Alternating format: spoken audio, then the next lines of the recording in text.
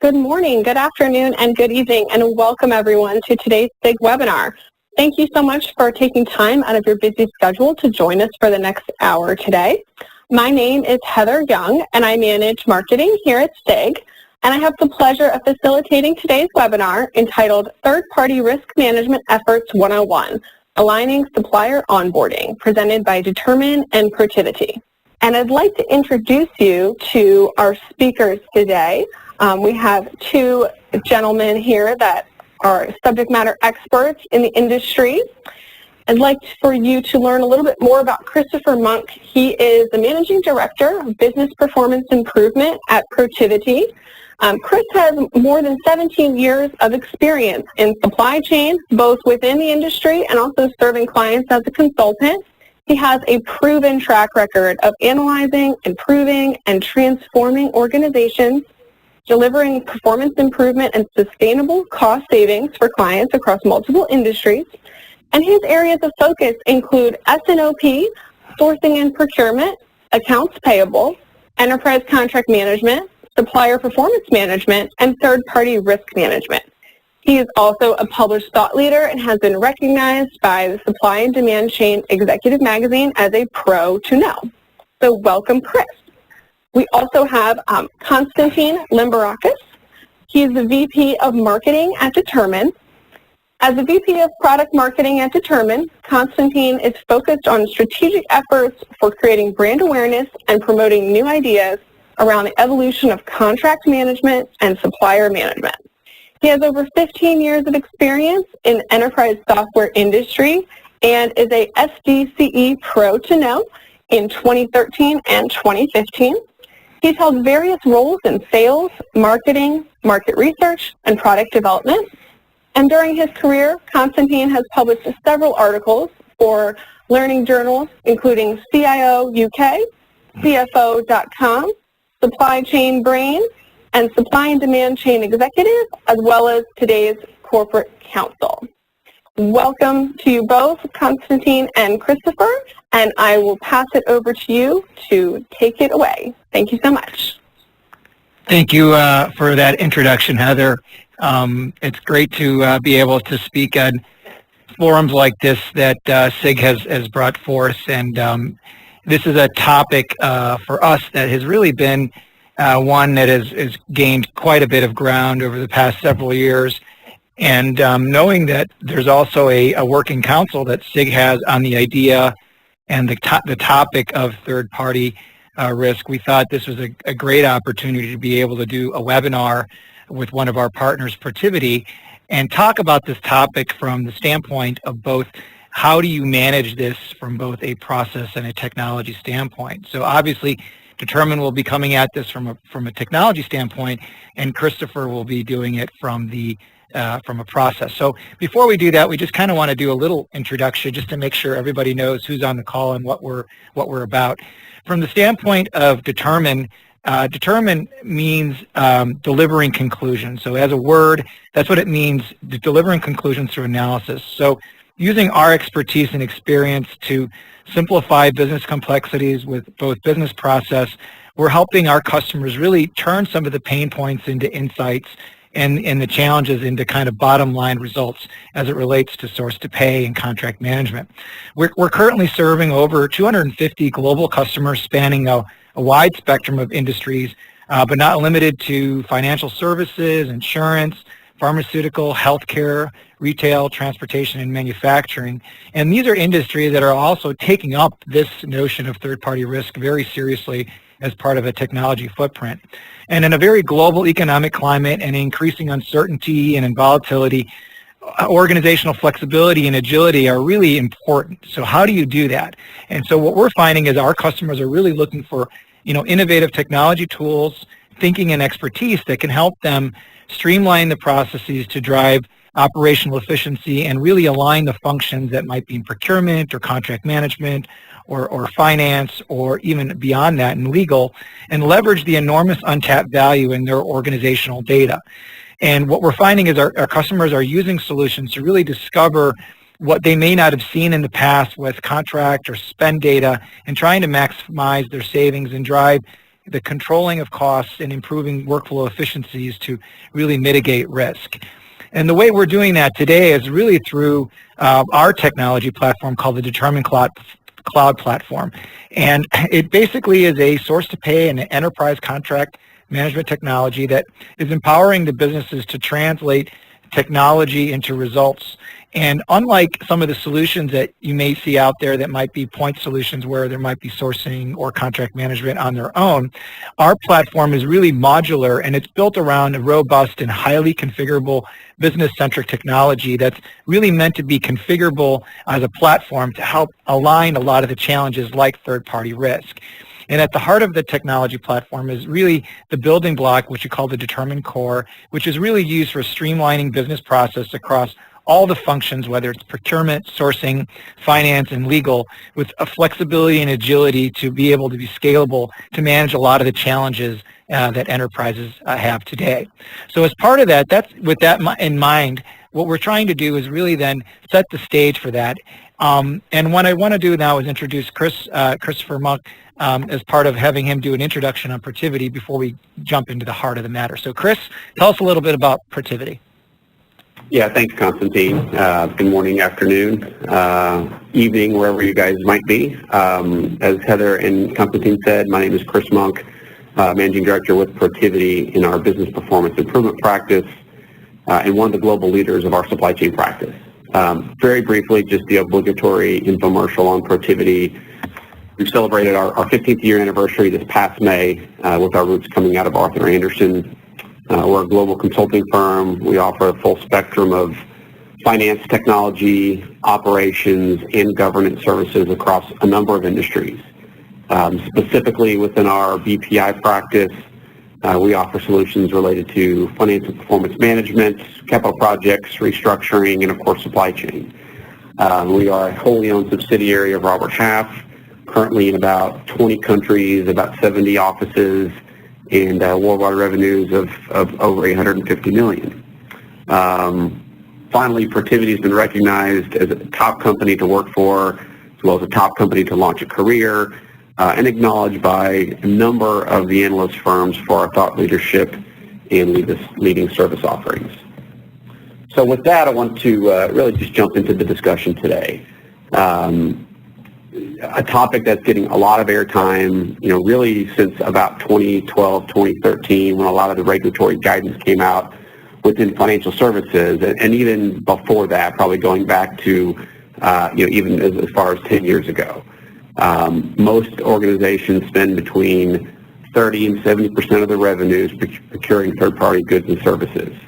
Obviously, it's no surprise that this level of expenditure presents either significant opportunity if managed effectively, but also presents significant risk if left unmanaged.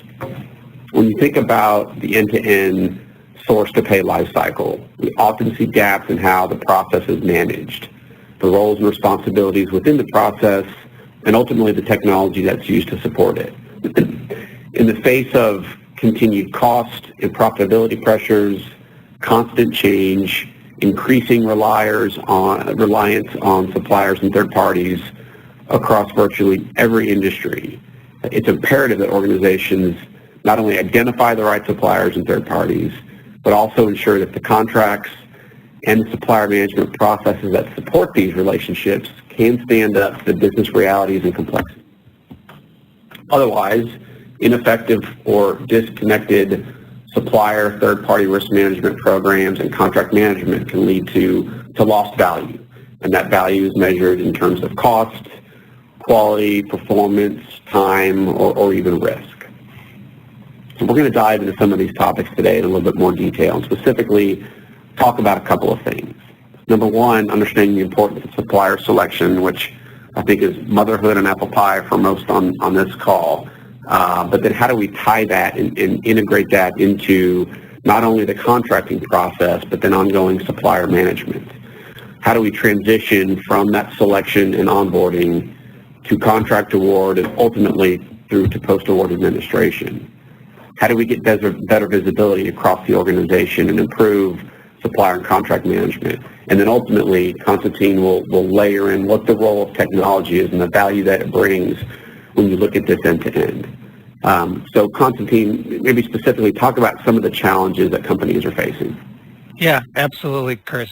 So one of the things that we've noticed is that as part of the challenge is that this is not just a one-off process that is required to try to manage this integration of what we're talking about with third-party management and third-party risk.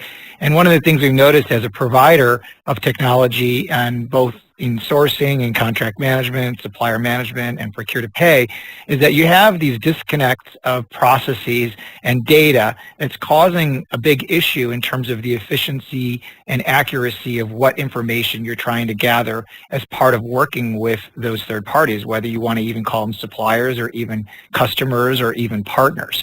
And as part of that, one of the things we've noticed is that if you're looking at this particularly from a supplier standpoint, often that the sourcing and supplier selection decisions are made in isolation or silos because you have supplier data maybe in one database and you're trying to manage a sourcing event in another. And as a result of that, there's this disconnect where you may not have all the information about that supplier that you need to understand what's happening. Another area is the criteria is not always translated into contracts. So maybe when you're done with a sourcing event or when you're done with the sourcing process, even if it's an RFX or say an auction, the problem is that then that information that has been captured as part of that event that is very useful needs to somehow be translated into the contract so that we can go through the legal process and complete the life cycle so we can execute that and put the contract in place. So sometimes because of that data issue, that's also a disconnect. There's also a disconnect between the contract creation and supplier onboarding, where maybe that supplier can't be onboarded because there's not the proper certifications that need to be in place, or maybe that supplier has some expirations of things that we need to know about before we can put that contract back in motion. And that contract process might then be out of sync or out of compliance because that supplier hasn't really properly been vetted. Also, the handoff becoming contract owner is not consistent or effective. So whether it's going through legal or through procurement or even on the sales side, sometimes those processes are disconnected. And then the supplier risk and performance is often not effectively being managed by the business because there's no real immediate way to being able to go back and manage that contract against that supplier and tie that back to performance measures or criteria that has been used to try to measure against that supplier. And again, the main reason for this is that oftentimes several systems are holding data from suppliers to contract data to supplier performance and spend, and being able to unify that as part of a unified process and as part of your third-party management is critical to be able to really understand and have the visibility and in making sure you're reducing risk and improving compliance. So with that, what we're going to go through is some real ideas of process and flow and how the technology needs to integrate with that. So I'm going to turn it back over to Chris here and talk a little bit about this. Thanks, Constantine. So yeah, let's build on the challenges that we just talked through. The first place to start is to think about this as an integrated process. And the chevrons you see on the screen can be debated as to what words go in the box, but largely looks the same across most organizations across any industry. The term source to pay or procure to pay commonly used, but rarely people stop to consider what it means to have truly an integrated view. In today's world, the payment side can be very much driven by automation and tied into your systems. If the front-end contract and PO is set up correctly, but there still exists a gap generally between selecting the right supplier, onboarding that supplier, creating the contract, and ultimately managing not only against the contract, but that supplier as well, managing risk, performance, and compliance. When you think about where most of our time and effort is spent, typically the focus is drafting and negotiating a contract. For organizations with more mature sourcing processes, there can be considerable time spent before that running through a lengthy RFP process to pick the supplier or third party that looks best on paper. For less mature organizations, oftentimes it's the business who's really dictating suppliers that procurement should be doing business with, and procurement is really just viewed as an approval along the way, but maybe not providing real input or influencing the decision. Regardless of how you get to the point of a selected supplier and a finalized agreement, the risk really doesn't start until that contract is executed. And that's typically where we see the rigor falls off, falsely comforted by the fact that we have a contract that will protect the organization. If it's a product-based supplier, quality and delivery performance can be actively managed, but how that supplier is onboarded, how the contract suppliers are managed relative to that contract will fall short. And this is where we see a significant opportunity. What you see on the slide, as I said, basic steps, pretty consistent across most organizations. Again, you can debate the details, but most follow a similar process. Below the chevrons, you see some typical stakeholder groups that are involved in each of the different areas. And while it may look a little bit different within your respective organizations, the point remains that there are a number of players involved in various steps. If the activities aren't tightly integrated, the effectiveness of the process ultimately will suffer. So a few specific things to point out. Number one, the due diligence and supplier selection needs to be cross-functional. It needs to address the risk and how that service, how that contract, how that supplier will be managed. Robust contracts with well-defined scope, activities, performance measures, clear terms should really outweigh the use of standard form templates. Contract performance plans, or a schedule of what that contract should drive, should be established and formally transitioned from procurement to whomever that contract or supplier owner ultimately is going to be. And all facets of contract and supplier risk need to be accessible by the business post-award. Now, if you consider the responsibility to stitch all of this together from an end-to-end perspective, it generally falls on the procurement organization. And without effective use of technology to drive data integration, to drive workflow, it becomes an extremely manual process. The end result, as stated earlier, is time available spent on the front end finding suppliers and hammering out contracts. But the most important piece is of actually managing that supplier and managing that contract falls short. So with regards to supplier selection, so now we're going to touch on just a number of the areas kind of within that chevron or within that process. So specifically with regards to supplier selection, the old adage was striking a balance between cost, quality, and time, with the idea being that you can have two, but not all three. Or in other words, you can't have something fast, good, and cheap. You can, if you want it fast, it won't be cheap, or the quality won't be as good. The same holds true for the other components.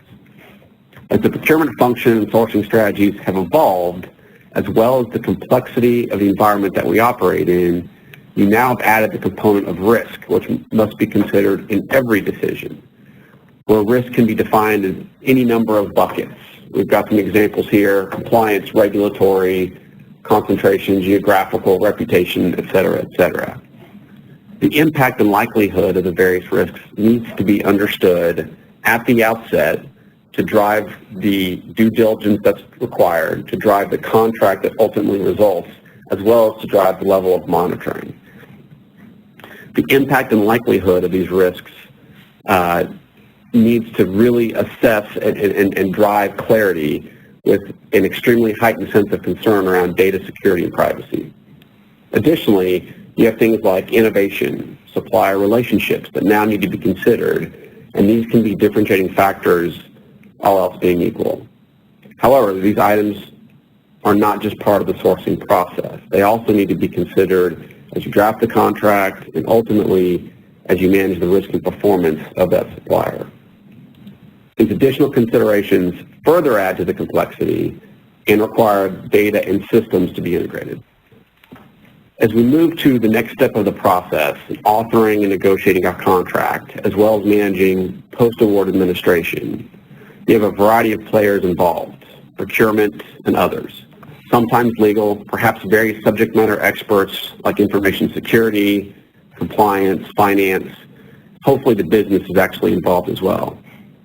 But this involvement is not always consistent. The dots are not always connected between the contract, supplier onboarding, post-award administration. Not using supplier information and master data gathered during the sourcing process creates gaps in necessary information in the contract. Mistranslation of what is important to monitor, or who is responsible for actually managing that contract. If you were to take a poll of the companies represented on this webinar, I would bet that for those who have a contract lifecycle management system or even a basic contract repository, A significant majority have an identified owner for each contract in their system. I would also bet that an alarming number of those contract owners are either not aware of their prestigious designation, or if they are aware, don't have a clue as to what is required of them. Countless hours and company resources were spent on drafting an extensive contract, with lawyers on both sides adding language to prove the merits of their education, but there likely was no clear handoff or accountability to managing said contract. This presents, as I've said earlier, a significant risk and issue as well as lost opportunity.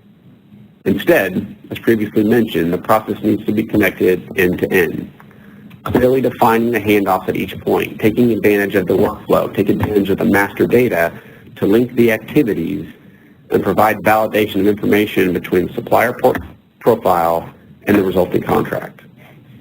Using things like contract performance plans to summarize and define what needs to be measured, who's responsible for measuring it, and then tracking that performance over time is critical.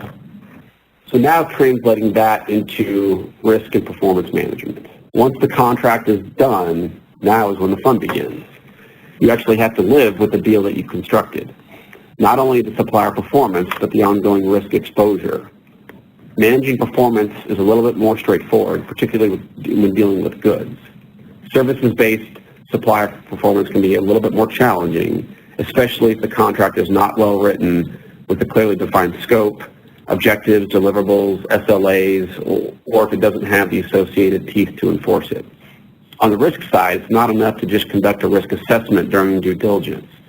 Risk exists every day we conduct business. It needs to be constantly monitored and managed. But there are some common gaps in the process. Number one, risk is either not factored into the ongoing monitoring. Ownership of risk may fall in between the chairs or departments, or pockets of risk and exposure exist in silos within the organization, not easily identified and understood, and point solutions are unable to connect the dots between that supplier and the risk that they present to the organization. So how do you deal with these challenges? Well, first, understanding and accepting that we live in an environment of constant change.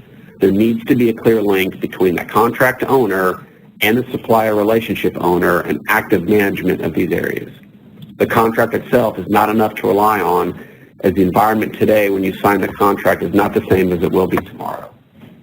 Visibility of the supplier in that contract needs to include the end-to-end view previously discussed, and all facets of contract and supplier risk and performance need to be accessible by everyone that's relevant within the business.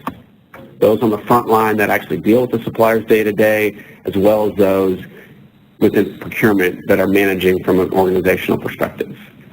This requires synchronization and visibility across people, across processes, and ultimately across the systems.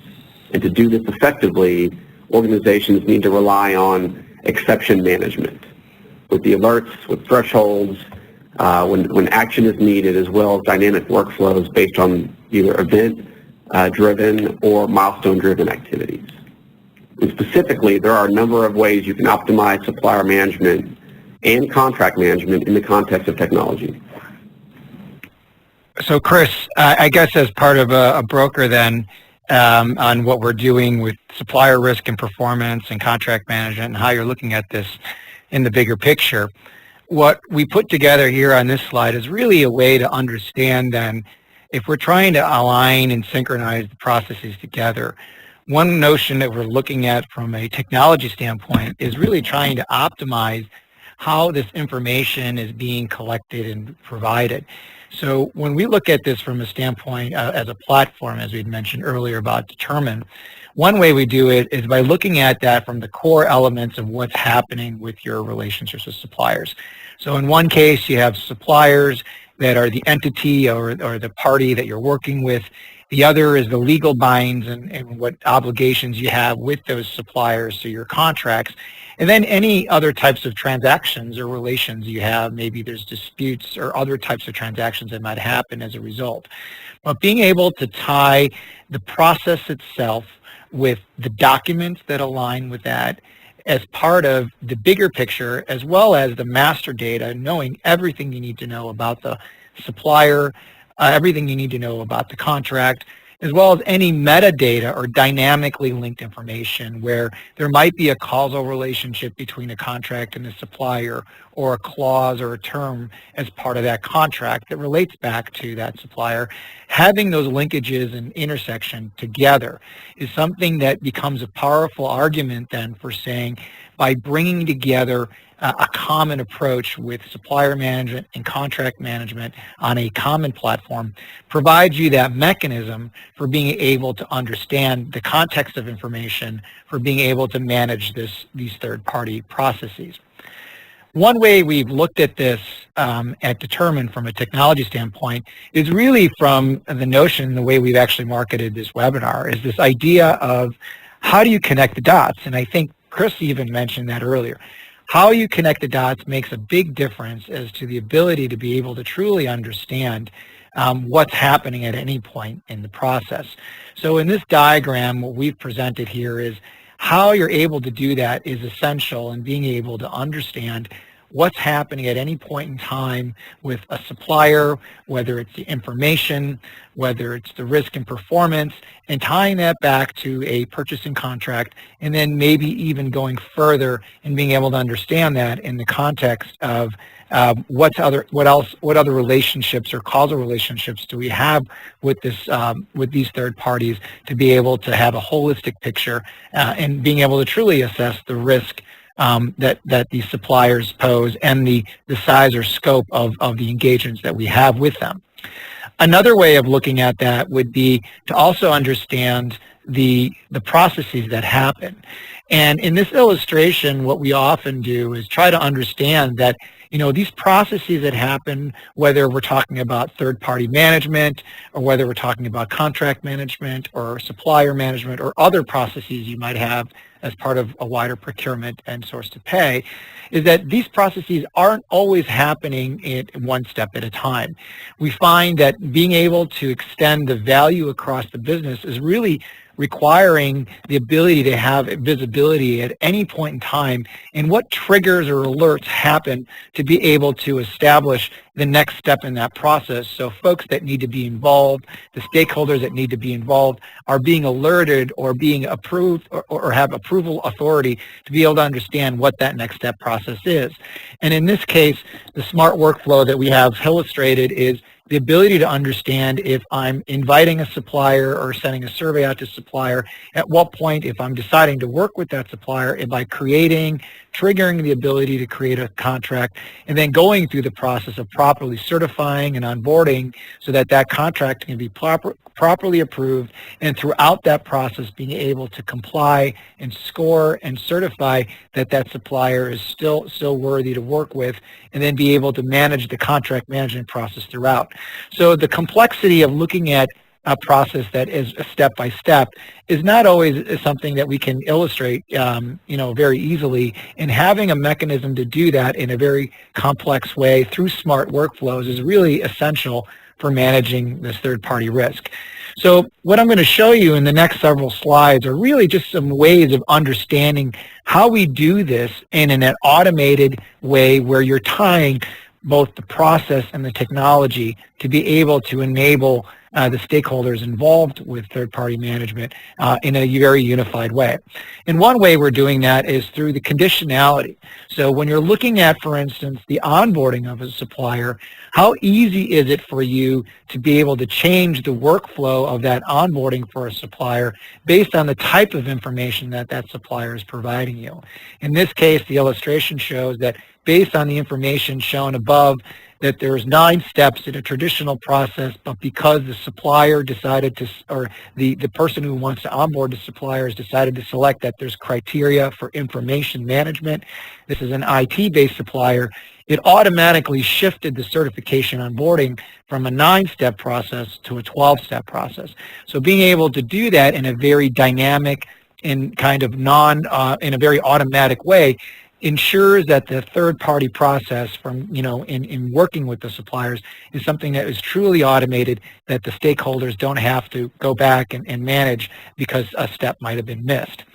Another way that we're doing this is really being able to tie supplier information that you're collecting on a supplier with the contract data elements. So being able to say, if I'm collecting information, say through a questionnaire with that supplier, being able to use that information in a metadata format that can then be reapplied, say, in a contract or maybe for a sourcing event, and being able to reuse this information without having to recollect it.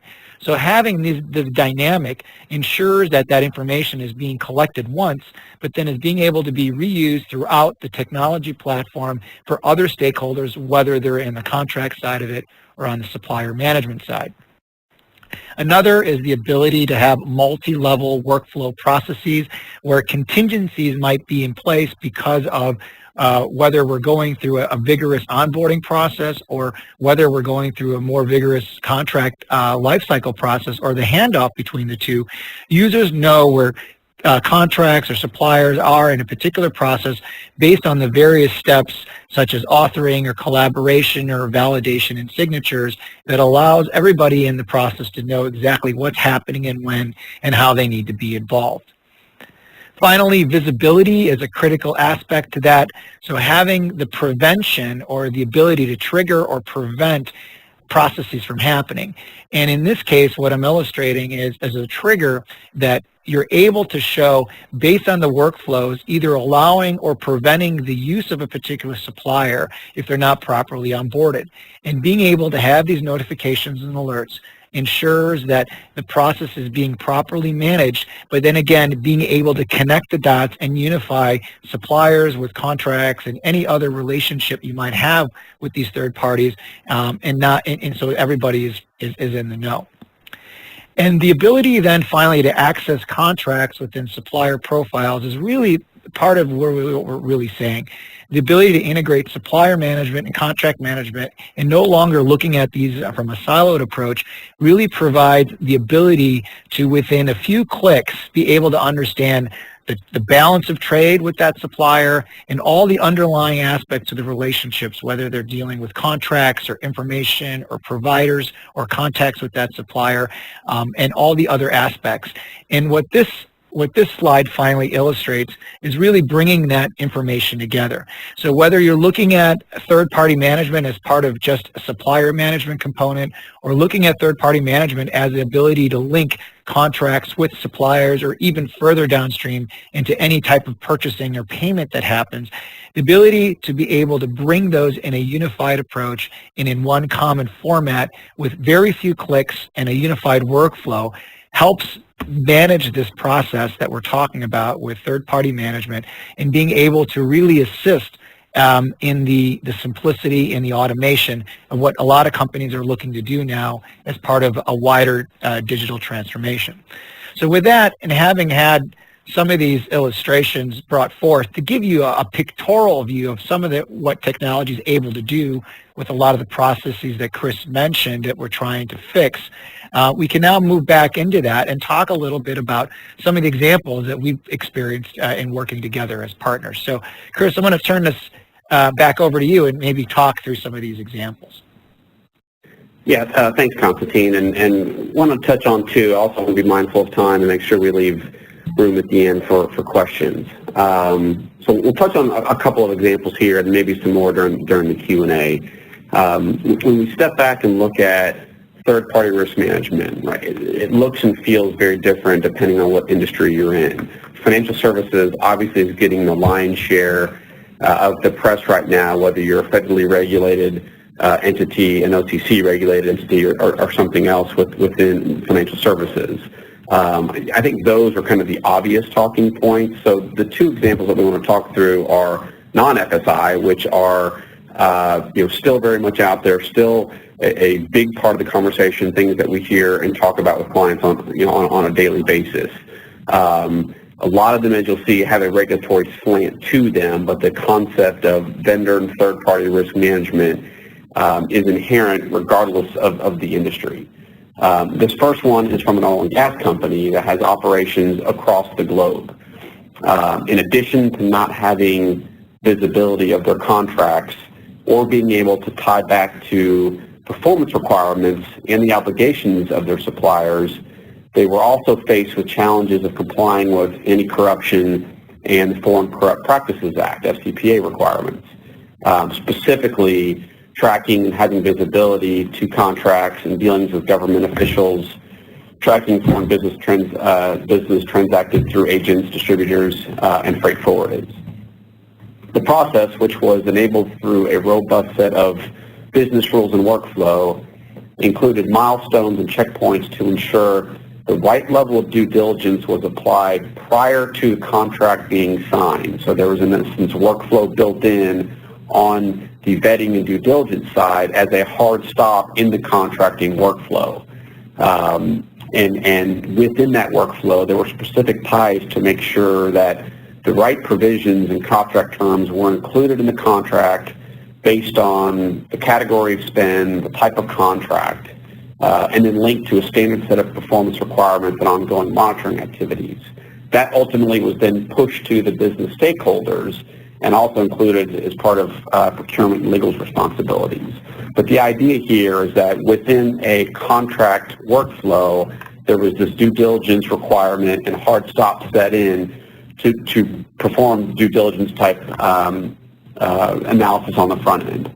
At the end of the day, the company was able to not only ensure that 100% of their transactions were compliant with the process, they also automated many of the steps and activities that previously consumed multiple full-time resources to perform, thus freeing them up to really focus on more strategic activities and supplier development activities longer term.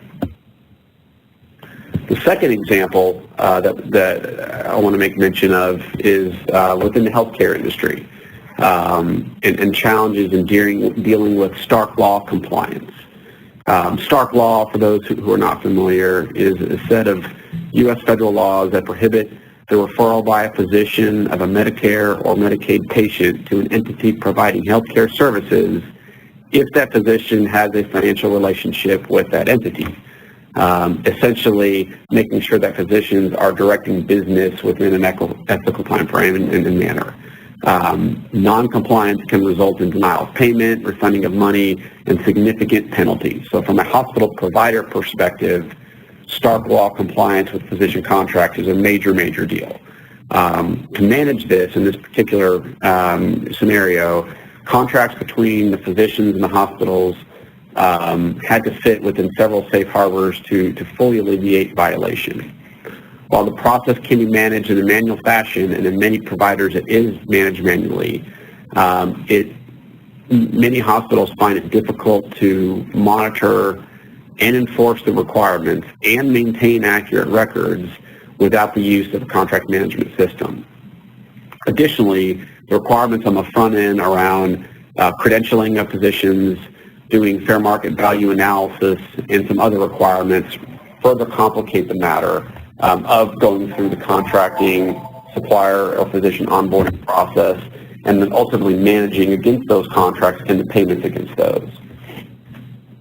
Through a combination of clearly defined policies and procedures, a very clear delineation of roles and responsibilities, including pre-contracting, contracting, post-award, as well as the use of smart forms, workflow, integration with the PO and payment systems, and reporting, this particular company was able to implement a scalable and robust solution to manage the entire physician contracting and monitoring life cycle from initial screening all the way through contract expiration. So with that, Constantine and I both want to thank you for your time. The slide that you see here is a continuum. I think we can get on talk about some of these aspects during the Q&A, but essentially really poses the question on where are you within this continuum. And regardless of where you sit, there's always opportunity, there's always value to drive from contracting, supplier management, ultimately from that third party risk management. The simple message is that there's not a single clear answer. There are a multitude of ways to achieve this integrated process that we're talking through. And regardless of where you are, again, there's certainly room for improvement. As you are in the early stages, it's really about understanding, getting visibility, and managing that performance. as you evolve up the maturity scale and the concept of risk comes into focus, evolving that workflow, evolving the use of data and analytics to not only drive risk assessments, to drive due diligence, to drive the ultimate contracting requirements, but further into monitoring. And finally, those companies that really see the end-to-end picture from performance and risk really approach it in terms of a value perspective. What is of the most value to the organization, considering cost, considering performance, considering quality, and ultimately considering that risk profile as well. So again, with that, we want to thank you for your time, and we'll open it up for questions. Great, thanks, Chris. Yeah, so if there's any questions out there, definitely let us know, and we'll certainly be happy to address them here in the last, 11 or 12 minutes of our webinar. Great. Thank you, Constantine and Chris, so much. A very informative and insightful presentation. I know I certainly learned a lot, so I think the attendees definitely did as well. We do have some questions that have come in, and I also would encourage, the rest of the attendees, if you haven't asked a question and you have something on your mind, please go ahead and submit that now. We'll try to answer as many as we can in the last 11 minutes here or so, but go ahead and submit those, and we can also, as you see, the contact information for both Chris and Constantine is there on the screen, so we can also follow up with them directly with any questions that we're not able to address during our time today. The first question that we had that I'd like to pose to both of you is it a best practice to separate the role of contract owner from supplier owner? Chris, you want to take that one? Yeah, absolutely. So, of course, the standard consulting answer is it depends. Right? It depends on the structure of procurement and supplier management function within the organization. It also depends on the level of spend, the level of activity with that particular supplier. In a small case, the supplier owner and contract owner may be one and the same. Larger organizations, more complex levels of spend where you have multiple contracts with a particular supplier, you certainly will have an owner for each of those contracts, and someone, whether it's they draw the short straw or you have a centralized or center-led supplier management function, will be that owner of the supplier relationship and tie in the aspects of all contracts and all dealings across the enterprise with that particular supplier. So on the left side of the spectrum, yes, it can be one and the same. In more complex dealings, you typically will have a supplier relationship owner or supplier owner that may be different than individual contract owners. Yeah, and to add to that, to Chris's answer, I think based on what we've experienced ourselves is that, again, it also depends, but having the flexibility and the ability to model the organization is a real critical aspect to being able to understand, is that even possible? So if you understand what you're able to do today, do you have the visibility to understand and have the auditability of what's happening at any point in time with that supplier and that contract to be able to report on that and understand? So I think it goes back to the question of what's the goal, what's the intent, how are you trying to manage those roles separately or together, and if there's a way to do it, does it make sense to do it, and what is the result or the benefit of doing it? So those are just, I guess, some of the views of looking at it from both, from both perspectives. Heather, do we have any other questions out there? Yes, we do. I'll jump right into the next one. Thank you for that first answer. The next question is, how do you maintain consistent contract performance plans when the contract owners are scattered throughout the organization with varying degrees of expertise? And I think this one is probably something that a lot of our audience can relate with. So, great question, and I'll pass it over to you guys. So I'll start on kind of the process and organization side. Constantine, maybe you can follow from a technology perspective. Sure. So consistent contract performance plans starts with defining a good contract and a good contract performance plan. That's stating the obvious, but a point and a piece of the process that I think a lot of organizations miss, which we just spent the last 50 minutes or so talking about. So assuming that you've got the robust contract and you've got a clear delineation of how that contract needs to be managed and then who needs to manage it, typically the first point is a handoff point. Once the contract has been executed, getting all parties involved with the business, typically who's going to be on that front line, who's going to be managing the relationship, certainly, and most likely the performance of that particular supplier. Consistency then comes in the form of policies and procedures, typically driven by your center-led supplier or contract management organization, tools and templates to enable the business or the first line of defense to transact kind of their activities, and then constant follow-up and monitoring, and the change management aspects of that, in some cases the audit aspects, coming back to making sure that those business owners are doing what they're required to do. There's not a simple answer until you get to technology, which is through the automation, and Constantine will talk about that, on how you can push out automated alerts and reminders and workflow on the monitoring aspects. But it starts with the fundamentals of we've got a good contract, we've got a good contract performance plan documented, it's clear on who's doing what, and then you're facilitating that with policies and procedures and tools and templates to enable the organization to do what they need to do. And then, as Constantine will talk about, you can layer in technology to really make the consistency a step further. Yeah, I think a good way to answer that would be how easy is it for you to understand what's being spent against that contract, and then tying the processes that you have with the ability to manage the performance against that contract. And so what we're finding is again, these integrated workflows where at a certain point within the process of the contract itself, what is triggering the ability for a contract owner to go back and generate a report or understand, is there a certain performance metric that we're looking for, and how much we're spending against that contract, to be able to understand the bigger picture. So, again, it goes back to automation and the workflow for managing this. And if there is a best practice that you have in place, how easy is that to translate into a digital way with workflow process and automation? So those are just some of the things that we're seeing overall with regard to that question. Heather, are there any other questions that are out there? Yes, Constantine. Yes, there is. There's one more, there's quite a few actually, but one more I wanted to touch on, which may be a little bit lengthy, but I think it's a great question about next technologies and next things that are coming in this industry. And so if you can address it, great. If not, we'll go on to the next one.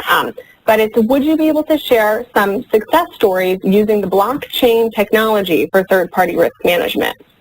Yeah, that's a great, very cutting-edge, bleeding question. And I would say, as part of my experience thus far, haven't seen blockchain yet, but it is something that is coming.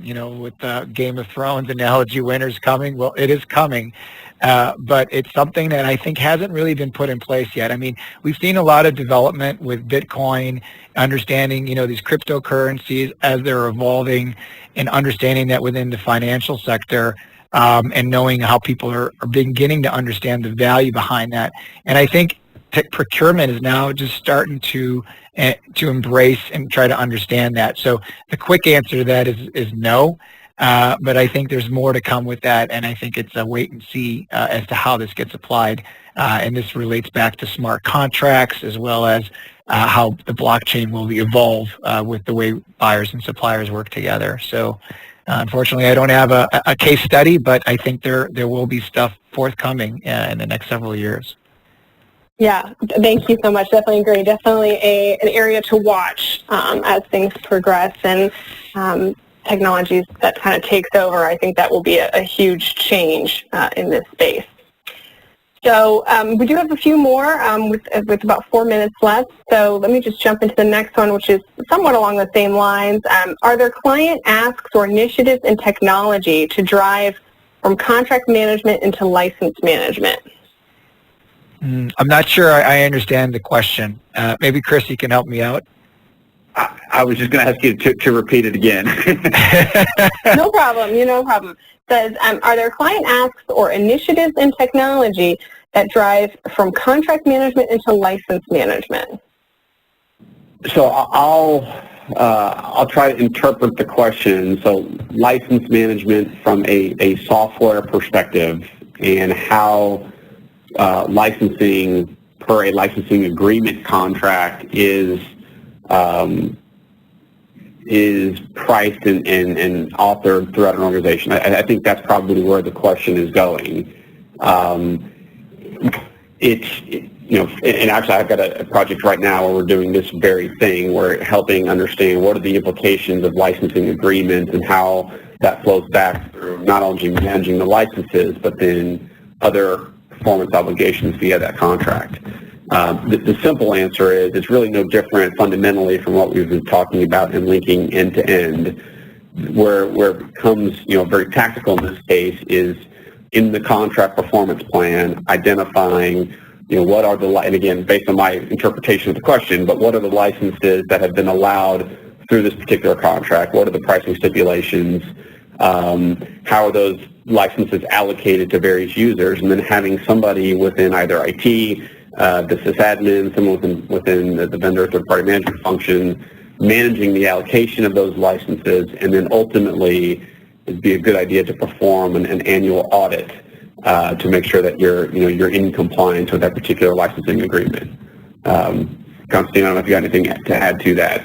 Yeah, I guess the quick answer would be, is there a move from contract management to licensing management? And I think you answered that correctly, Chris. Is that that's a part of the bigger picture of what we're talking about. Particularly if you're dealing with different types of spend, a different category spend.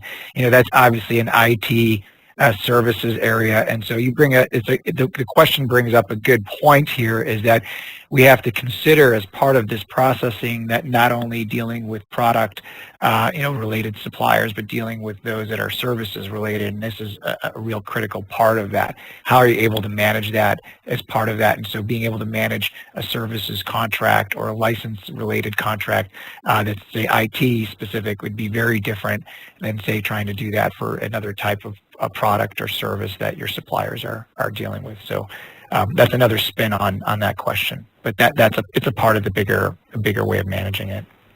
Heather, Okay, any other questions? We got, I guess, a minute left. Yes, there are quite a few. So let me just see if there's one. This one I think you might be able to answer quickly, but if not, we can encourage the attendees to follow up with you directly, and I'll certainly pass along the information of who asked these questions so you guys can take them offline. But the last one is there a best practice in terms of implementing technology ahead of implementing a contract management process? I've attempted to implement a CM framework and process without the supporting technology, and for me, it's resulted in a lot of frustration. Yeah, I guess the quick answer to that is with the technology that you're looking for, are you able to handle the complexities of unifying, say, supplier management and contract management? And I think the ultimate takeaway for us here is that what we're seeing is that doing, a CLM in isolation of just looking at it from a contract standpoint, particularly if you're trying to manage third-party risk, is going to be a difficult challenge if those processes aren't really integrated. So I guess that what we're trying to say is the best practice would be, and something that we've seen a lot more clients who are re-looking at this are looking at supplier management and contract management in unison as part of a bigger third-party risk management or third-party management approach. So that's something that we're seeing evolving as a best practice for this area. Great. Thank you so much. And unfortunately, that does get us to the end of our time today. And I know there were several more questions that we weren't able to get to, so we will encourage you to please follow up with Chris and Constantine directly, and we'll also pass along those questions to them so they can get in touch with you about those. So thank you again, Christopher and Constantine, for your presentation today. It was great insights, and we are pushing out now the slides from the presentation, so everyone can download those from the WebEx panel there. Thank you to everyone who asked questions, and we hope to see you back on our next big webinar. Enjoy the rest of your day. Thank you. Thank you, everyone.